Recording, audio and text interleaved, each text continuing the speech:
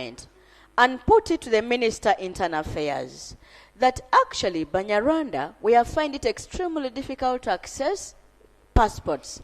I told him that I have cousins and personal relatives that are forced into a naturalization process. Now, you cannot denounce what you have never been. People that had never been to Rwanda and have never assumed the Rwandan nationality cannot be forced to denounce a nationality that they have never been belonged to. They only have the passports. Government has committed itself on that. Yes. Right, Honorable. Yes, Government Chief Whip. Government Chief Whip. Government Chief Whip. Honorable members. Government Chief Whip. Right, Honorable Speaker. Having listened to the report of the Committee on Defense and Internal Affairs,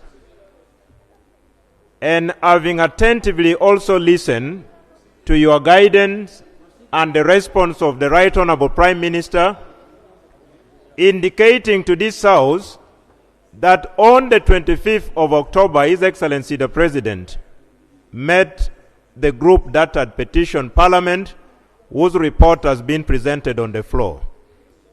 He even committed that he will solve this issue. And also looking at the fact that the matter involves the names of two countries, Uganda. When you talk about Rwandese, you're talking about Rwanda. Right, Honorable Speaker, I beg to move a motion without notice under our rules of procedure that the report of the Committee of Defense and Internal Affairs be adopted by this Parliament with the amendment made through the correction. I beg to move.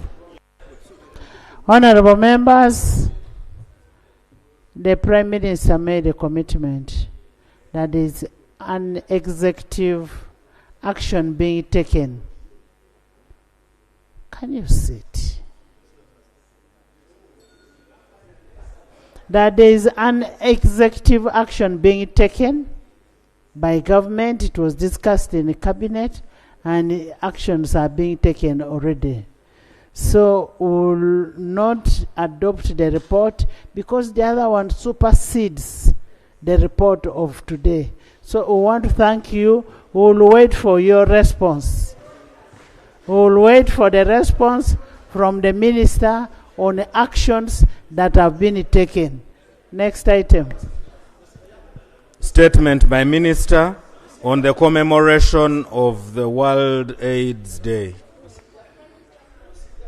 Prime Minister's time. Okay. Item 8 on the order paper. Statement by the Right Honorable members, maybe to our dear people up here, government has taken it up to make a follow-up on what you raised in the report. That is what is happening. It has already been discussed and it is taking it up itself. Thank you, Madam Speaker. I want to thank the government for its position, Madam Prime Minister, through the Speaker. The issue is now about time frame because as we are talking, these people want passports. They want their documents and they don't have IDs. So I would seek your indulgence through the Madam Speaker to know the time frame that would solve or report back to Parliament. Thank you. Yes, Prime Minister. Point of order. Whom are you ordering? Right, Honorable Speaker, is Honorable Chofa in order to cross the front row of the right-hand side to the front row to the left. On the Minister Kampala, State Minister Kampala. Honourable members, I want my people to leave. Let the Prime Minister first commit, and I have my people leave.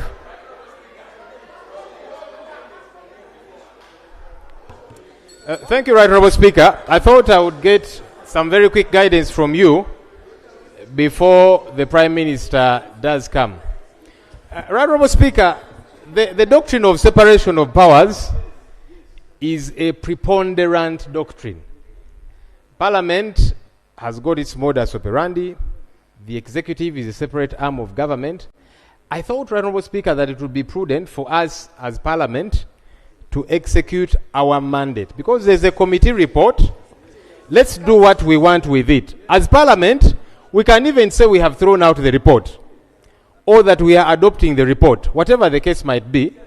But the executive should also do its work. I am not too sure when we abdicate our responsibility as Parliament, because there's a petition that came, it was processed by a committee, and it has come to us.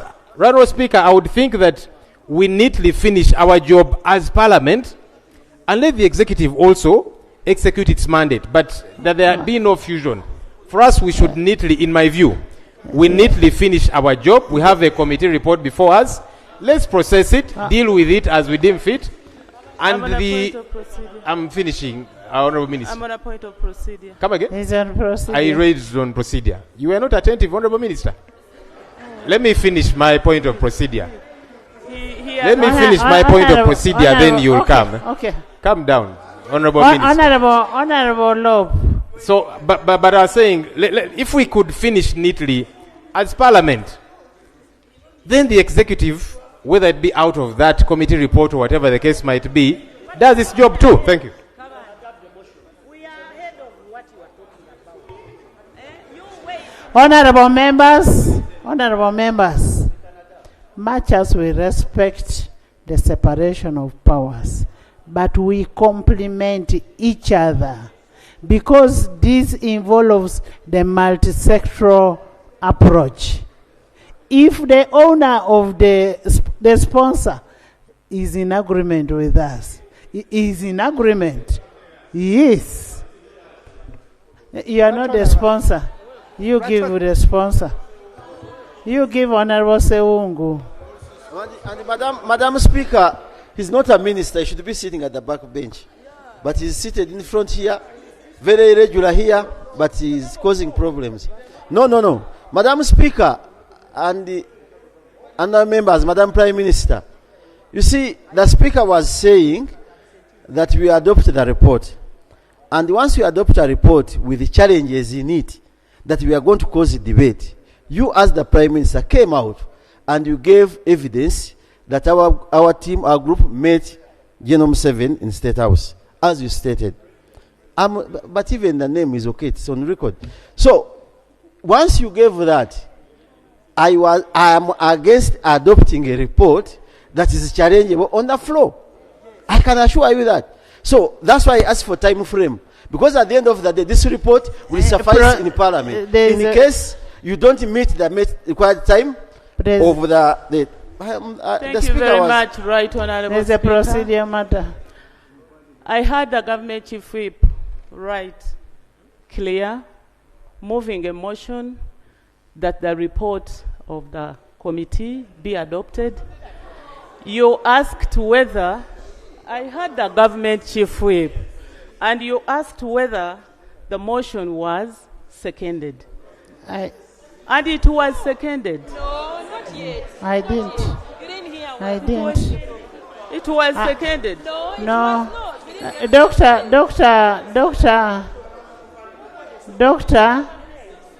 Doctor, I said the statement of the Prime Minister supersedes the statement of what was presented in the report. Just give us the timeline. Right Honourable Speaker and Honourable members, I want members to believe in government. One of the reasons being that the team that brought a petition here already met the president, like I said. On 28th of October, the president briefed cabinet and guided, and the issues are being acted on by the ministry. I am now giving a time frame. Right Honorable Speaker, I beg that government be given 2 months to act on this. Thank you. And keep giving us updates. Keep giving us updates on how far next. Item 8 on the order paper, statement by the Right Honorable Prime Minister on government business for the succeeding week, 3rd to 5th December 2024. Honorable Prime Minister. Right Honorable Speaker and Honorable Members, I move under Rule 28 of our Rules of Procedure that requires me as leader of government business to make a statement in this House regarding business of the succeeding week. Below is the business of the succeeding week from 3rd to 5th December 2024. Number 1, the Public Service Pension Fund Bill 2023. Number 2, the UPDF Amendment Bill 2024. Number 3, statement by the Minister of Internal Affairs on expired Ugandan national IDs. Number 4, the Minister of Gender, Labour and Social Development will present a comprehensive report regarding key issues on GROW project in the country. And then number 5, the Minister of Energy and Mineral Development will present a statement updating this House on the prepaid YKM meter upgrade. Number 6, a statement by the Minister of Education and Sports on the new A-level curriculum. Number 7, a statement will be presented by the Minister for Kampala, Capital City Authority, on the drainage status of Jogula Channel, which feeds into Nachivubo Channel, which caused massive flooding of St. Barry Kudembe Market, Owino. Honorable Speaker and colleagues, I beg to move. Thank you, Prime Minister. Item 9 on the order paper, Prime Minister's time. Honorable Speaker, as usual, I got a question from Honorable Helen Kaunde, District Woman Representative Kiriandongo District, on e-waste management,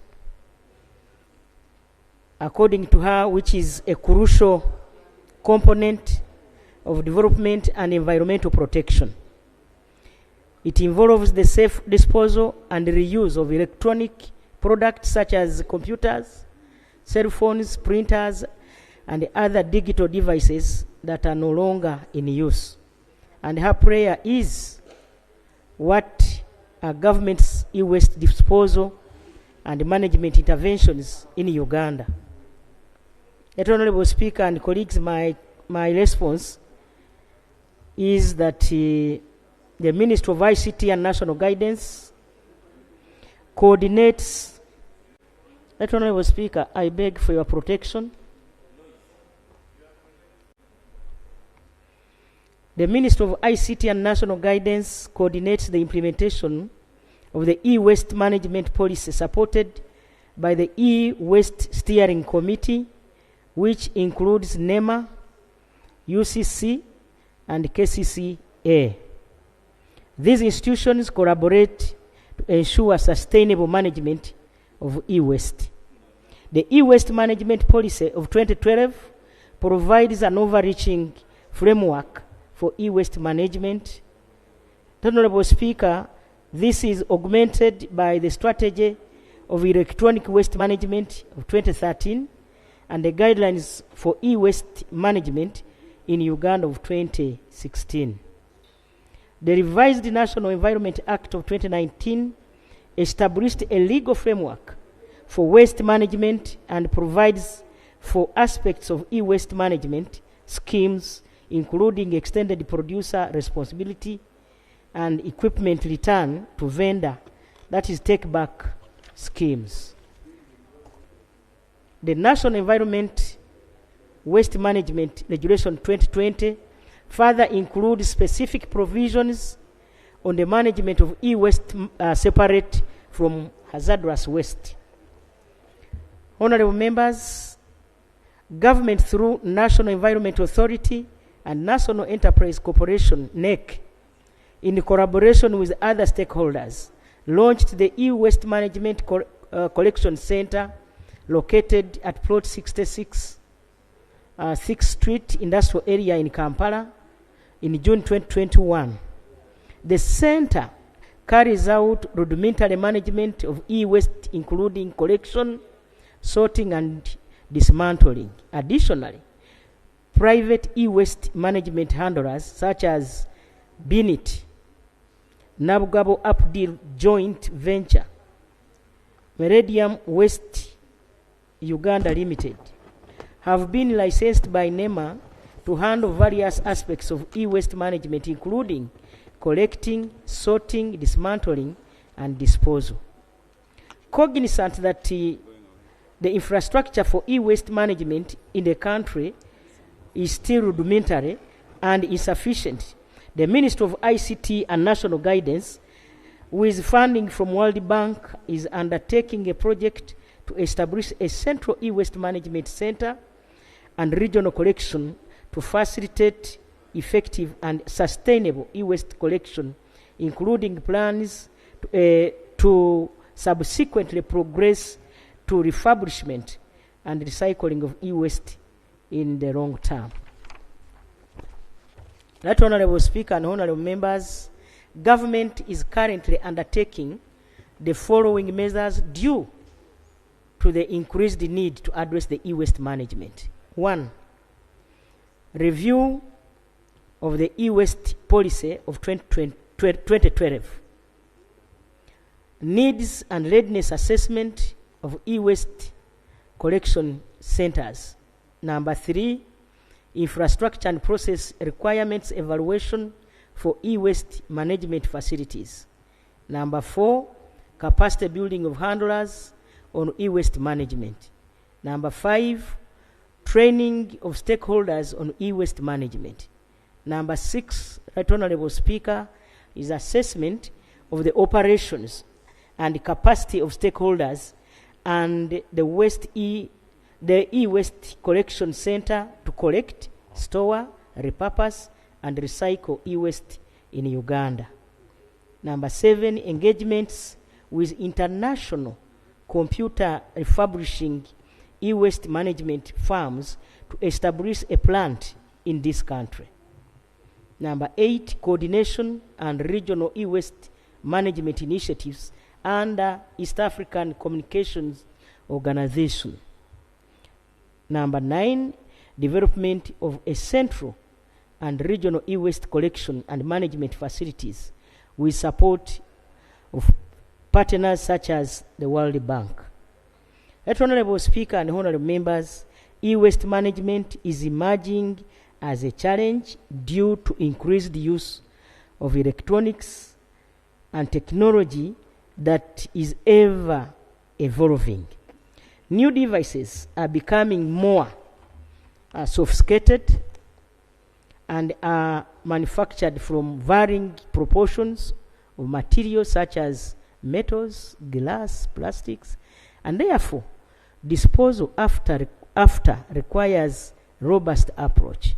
Government is therefore ready to devise and implement sustainable strategies to ensure sufficient funding for e-waste management, including utilization of extended producer responsibility schemes and the setting up of an e-waste management fund.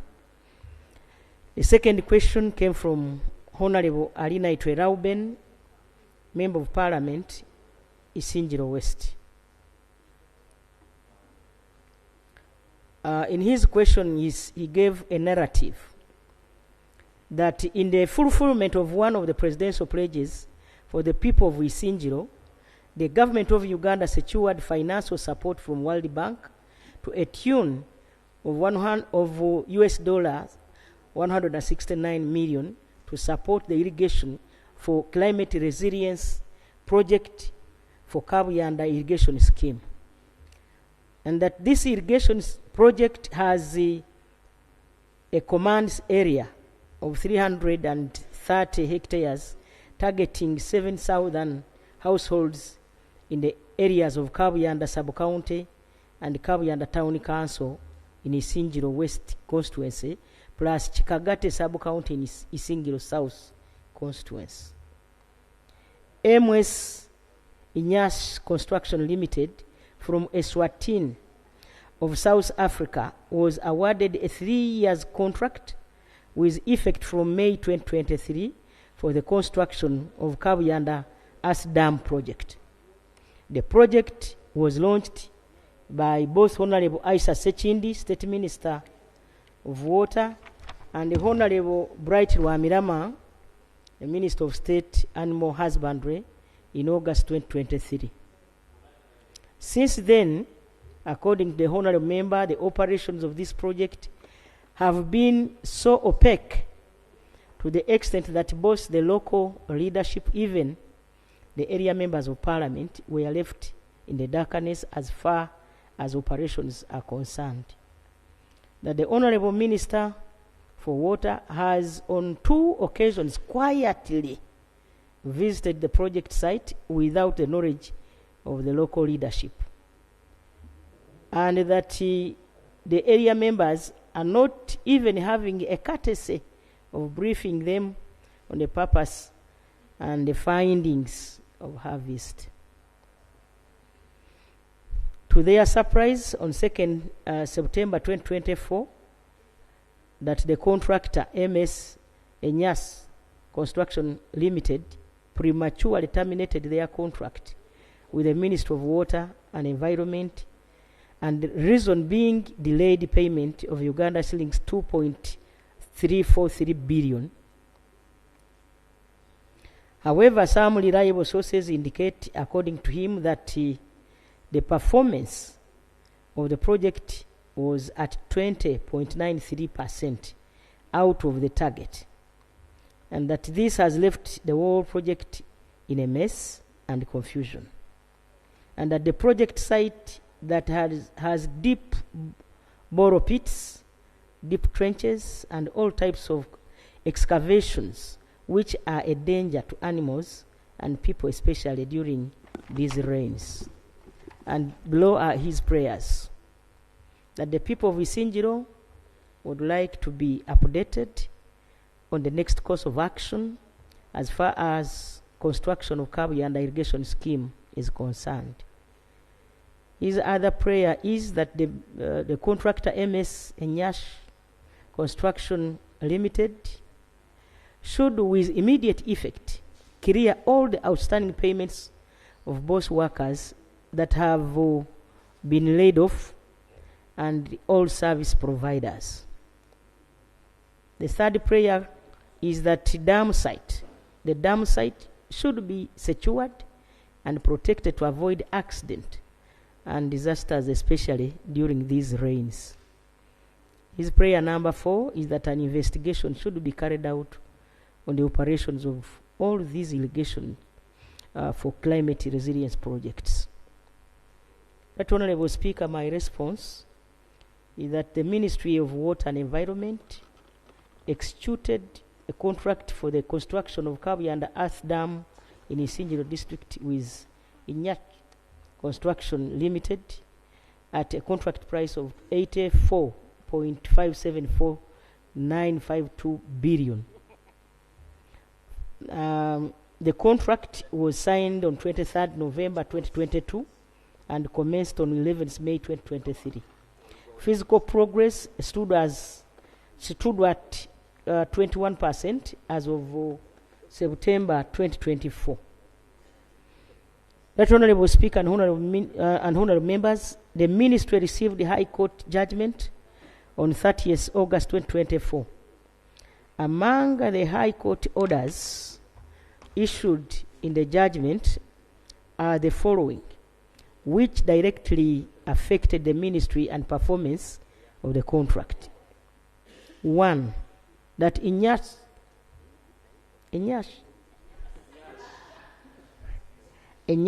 Construction Limited, Inyash Group Holdings Limited, and Abusa Bank Limited are restrained from discharging the bank guarantee in respect to the construction works of Kabuyanda Ash Dam in Isingiro district, pending the hearing and final determination of the dispute before the International Chamber of Commerce, Paris, in France.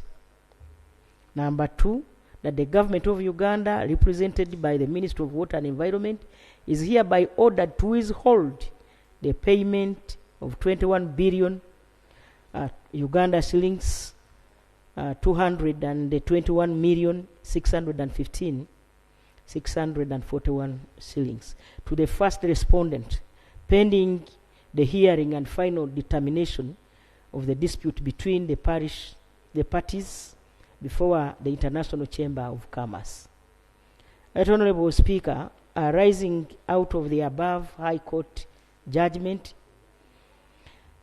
Inyash Construction Limited breached the contract by illegally subcontracting the works for the construction of Kabuyanda Ash Dam in Isingiro district to Prince Consultancy Services Limited without consent from the ministry. Right Honorable Speaker and Honorable Members, following the High Court judgment of 30th August 2024, the Ministry of Water and Environment received notice from Inyash Construction Company or Limited, dated 2nd September 2024, purporting to terminate the contract, citing non-payment. Thereafter, the contractor commenced with demobilization activities from the site. Upon review of the contractor's purported determination notes, we observed the contractor's notice of termination was defective, since the contractor's right to terminate had not accrued under the contract. The contractor's actions of intentionally refusing to remedy its breach by failing to resume work persistently exuded its unwillingness to proceed with the work in accordance with the contract.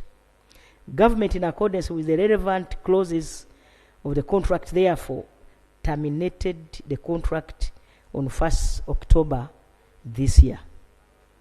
Right Honorable Speaker and members, government has sought the intervention of the Attorney General to counter the High Court orders restraining discharge of the bank guarantees in respect to the construction works for Kabuyanda Ash Dam. This will enable government to cash the advance payment guarantee and the performance guarantee. Government, with the support of the World Bank, that is the funder, has commenced the process of procuring another contractor to complete the works for the construction of Kabuyanda Ash Dam. A new contractor is expected on site by February next year. That is 2025. The third question, Right Honorable Speaker, came from Dr. Asimwe Florence, District Woman Representative of Masindi District. She says that every season we present a legislative agenda indicating the bills the executive will present to Parliament, and that we have passed many bills that have become acts. And her prayer is that when is Parliament receiving regulations accompanying these acts for proper operationalization? My response, Right Honorable Speaker and Honorable colleagues, that regulations are a form of statutory instruments made under the authority of an act of Parliament or under the Constitution. Other forms of statutory instruments include rules, orders, ordinances, and bylaws.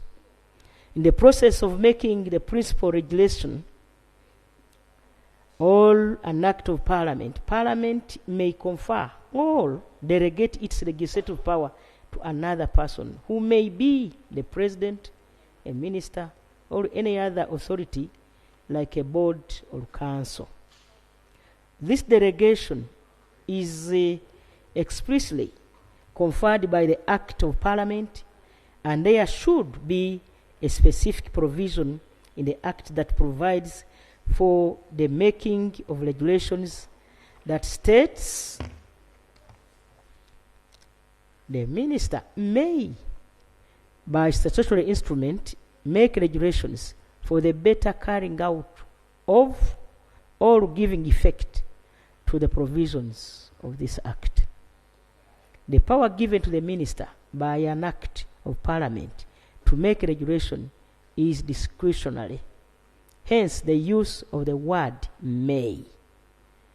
Where the minister is constrained to implement the Act as a result of the nature of the Act, the minister may go ahead and make regulations to implement the Act. However, there are other instances where the Act is self-implementing and may not require regulations. In this case, the minister may not necessarily make regulations. Section 14 of the Interpretation Act, Cap 2, gives Parliament powers to confer its law-making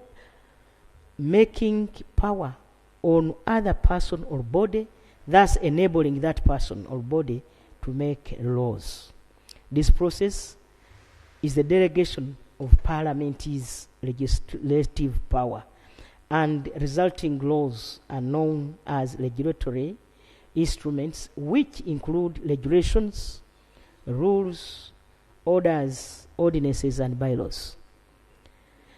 As a general rule, Right Honourable Speaker and Honourable colleagues, such delegation needs to be expressed by Parliament, by an Act of Parliament, as required under the Constitution in Article 79(2). For regulations to be brought to Parliament, the Act of Parliament must specifically provide either that the regulation be laid before Parliament, 2, a resolution of Parliament is required, or 3, the regulation be made with approval of Parliament. Honourable Speaker and colleagues, there is consequently no legal obligation for all regulations to be brought to Parliament, except where the Act of Parliament provides for it. Question number 4 is from Honourable Keyo Peter, Member of Parliament for Bukoli Island, Namaingo District. His prayer is, what plans does government have for constructing a secondary school per sub-county, especially in the hard-to-reach areas like the islands of Namaingo? My response, Right Honourable Speaker, is that government of Uganda, as you all know, has a policy to ensure that each sub-county has at least one secondary school. This is part of the broader goal to improve access to education, especially in remote and hard-to-reach areas, including island districts like Namaingo. The focus is on constructing schools in underserved regions to enhance education equity across the country. Namaingo has 11 sub-counties, out of which 5 sub-counties have got public secondary schools. It has 3 islands, out of which 1 Siguru has a public secondary school, leaving out Bukana and Rorwe islands that will be planned for in the medium term. In addition, government has already completed and operationalized Mwema Seed Secondary School in Mutumba sub-county under the first phase of Intergovernmental Physical Transfers U-Gift program. The construction of Hemba Seed School under the second phase is also underway under the same program. Right Honourable Speaker and Honourable colleagues, Namaingo Town Council has also been earmarked for a seed secondary school under the Uganda Secondary Education Expansion Project. Worship. His prayer number 2 is that I want to answer his prayer number 2 by saying that government has plans to construct boarding schools for both primary and secondary schools in the Karamoja sub-region. According to him, why not? Why can't this same program be extended to the islands that are equally disadvantaged? My response, Right Honourable Speaker, is that government's initiative to build boarding schools in Karamoja is based on the unique challenges in that region, such as insecurity, nomadic lifestyles, and the need to stabilize the education system for the vulnerable communities of Karamoja. And Karamoja has historically faced challenges linked to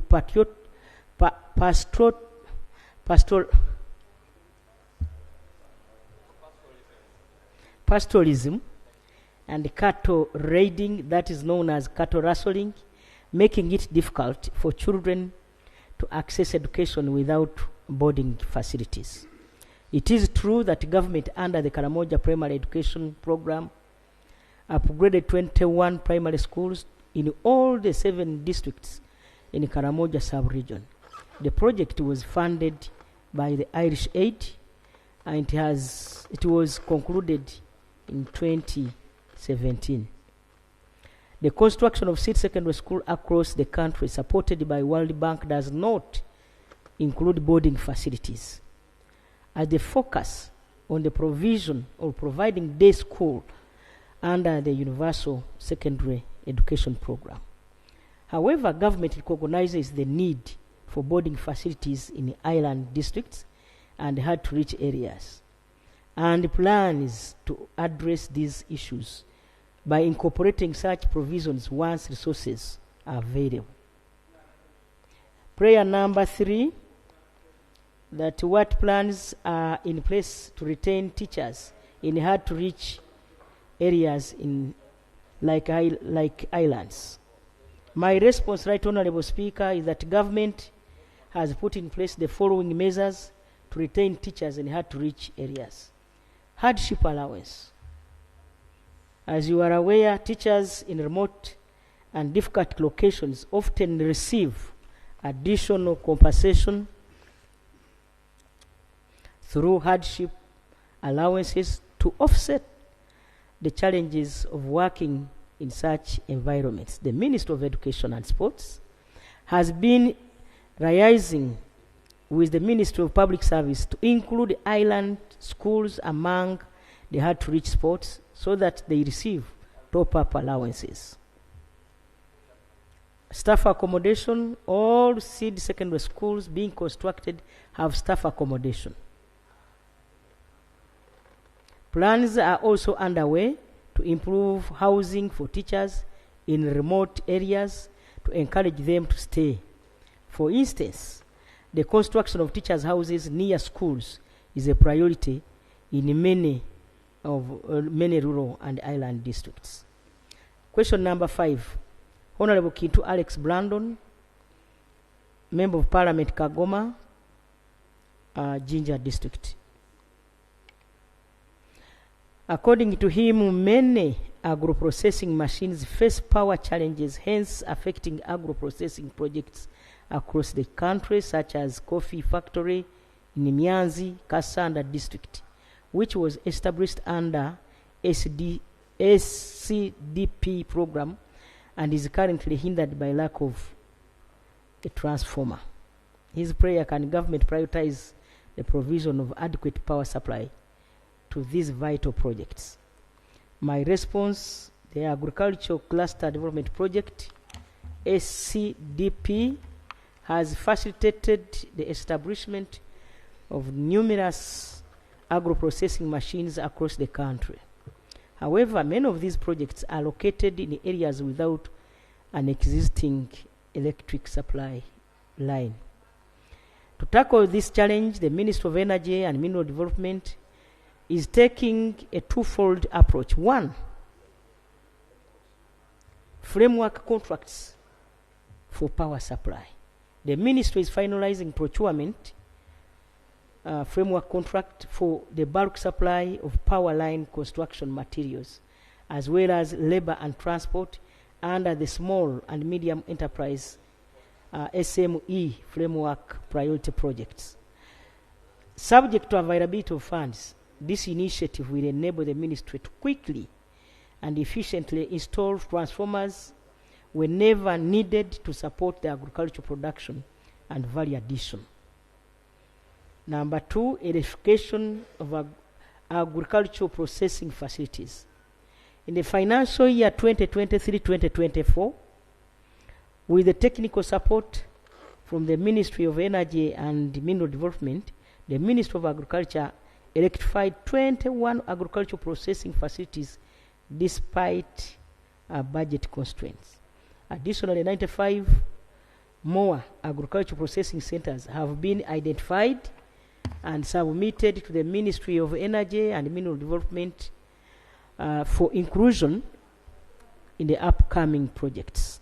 Right Honorable Speaker and Honorable Members, the Ministry of Energy and Mineral Development is collaborating with the Ministry of Agriculture to develop a targeted plan for the electrification of agricultural value addition and production centers across the country, including irrigation schemes specific to the Mianzi Coffee Factory in Kasanda.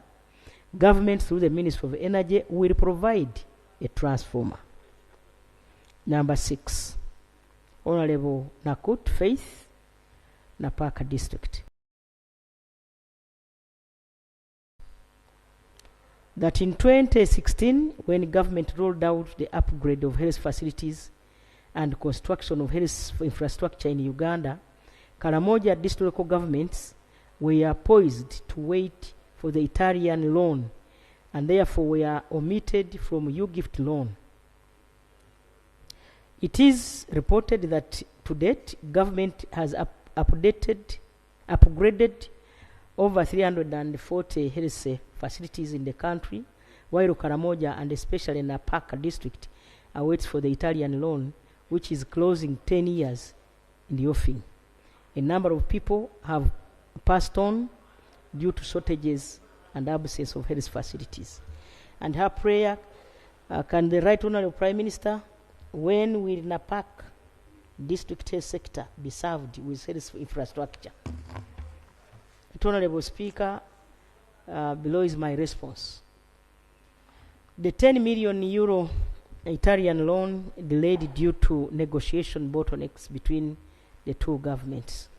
However, the Italian government has dispatched the funds, and we have them in the Bank of Uganda on a special project account. The procurement process for the works has been finalized, and evaluation reports sent to the Italian government for a no objection as per the financing agreement. Honorable Speaker and members, once the government of Uganda receives the no objection, works will begin immediately. The Attorney General has already approved all the 9 contracts for the 9 districts for Karamoja. 9 contracts. Works will begin this financial year. The government is also exploring other funding modalities for Karamoja, and is also co-financing the Italian support with Uganda shillings 9 billion in addition to the 10 million euros from Italy.